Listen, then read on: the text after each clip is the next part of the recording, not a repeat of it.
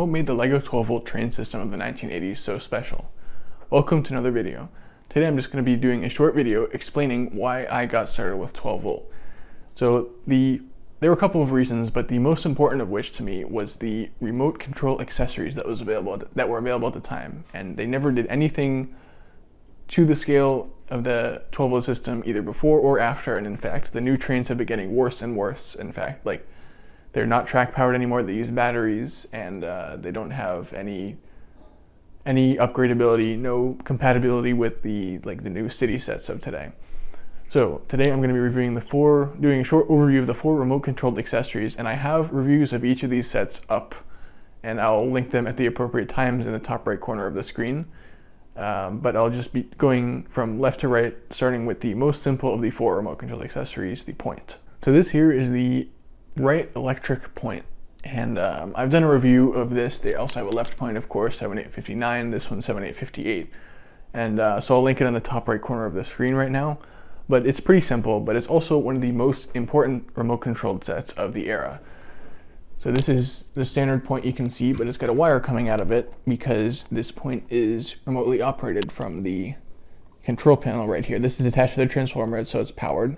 And so if I push the point to go to the diverging track, you can see the electric point motor here will switch the derailleur so that any trains going from this track will be diverted onto the passing line. And then if they're going straight, you can switch it back the other way, and now they will go straight. And then of course this is spring loaded, so trains can go through the other way just like any other point. You can see I've got the original box for this. I have some other points with original boxes as well.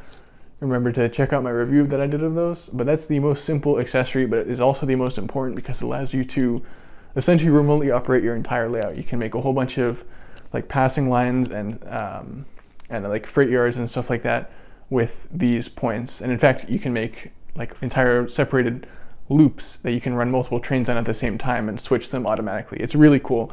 If you watch my layout videos, you'll see that there's a lot of remote control points in there that you can use to essentially operate the entire layout just from the control panel without having to reach over and flip the points like you do for the newer sets. So next, I'm going to go over the signal, which is also a very important accessory. So here you can see the signal, and I did an in-depth review covering how this signal actually works and how all the electricity flows and everything. So I'll link that on the top right corner of the screen right now. But for now, I will just do a short overview. There are 2 parts of the signal. There's the functional part on the track, and then there's the decorative signal post, and they work together to create a signal that is similar to an actual model train signal. So I know the wires are messed up, but you can see that there are 2 wires, one going to this piece of track and one going to the signal. And what happens is when this remote is on the red setting, the current flows one way through this wire that comes out of this plug right here. You can't see that, but there's a wire behind here that comes out of the transformer. So that goes to the signal, and it flows in one direction. The current flows in one direction, makes the signal red. This is actually a pretty cool piece because when current flows through one direction, it will be red. When it flows to the other direction, the top light will be green. You'll see that in a minute.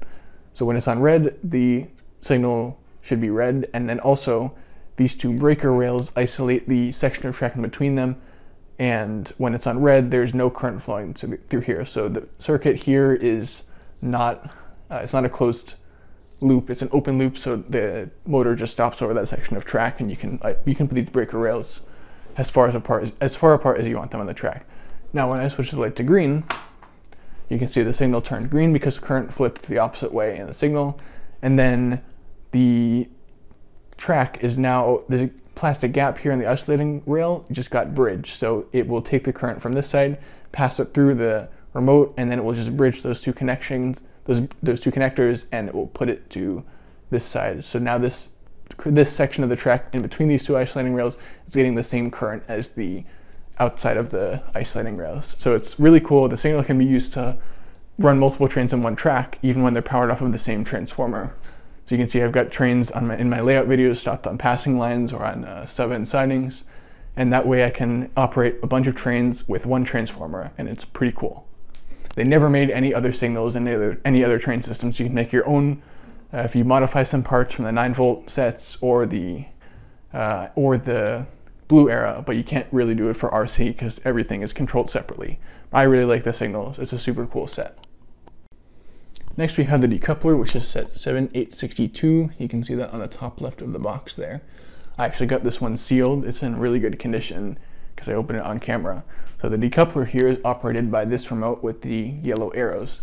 And that actually uses the same kind of electric motor that's on the point set over there, but it uses it for a different purpose. And this one is a automatic wagon decoupler, which is just like the peak of the gray era. They did nothing else, again, with the points and signals, but the decoupler really shows you how much they thought about the designs and how cool the entire system was and how functional. Just so automatic. You could do so much with remote shunting with these. Have 2 or 3 of these in a switchyard, you can do whatever you want with any wagons, essentially.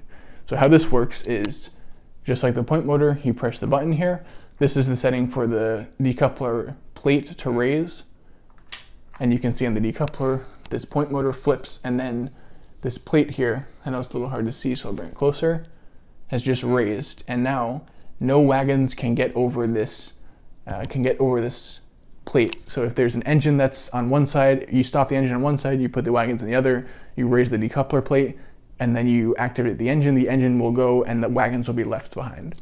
And then once you're done, once the engine's gone and you want to pick up the cars with a different engine, you push the plate down and then the trains can pass over.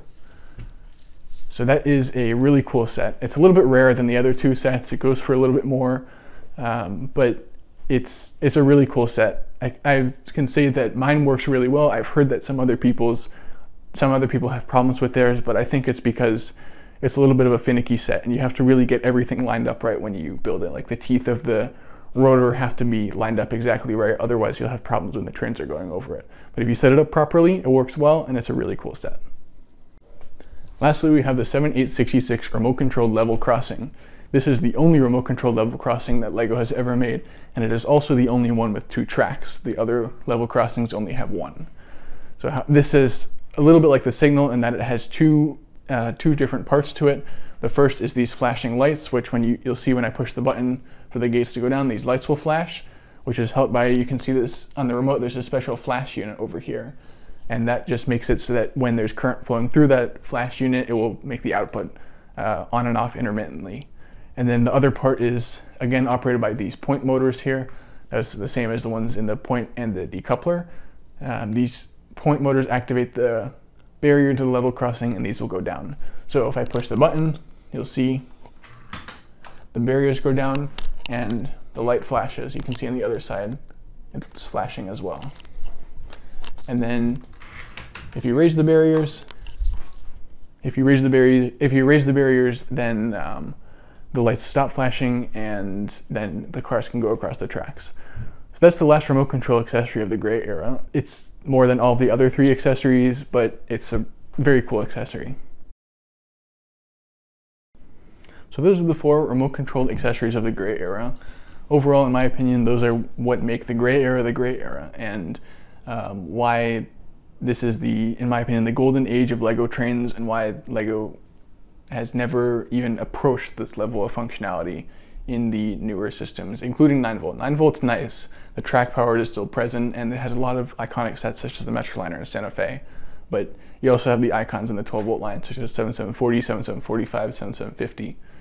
So that combined with these awesome electric accessories are really what make the 12V gray era shine in terms of functionality and just overall looks. So that was a short video for today explaining all the remote control accessories. I'm gonna have some other content soon, including a new train, as I said in a couple of my previous videos. So that was it for today. Thanks for watching, and I will see you in my next video.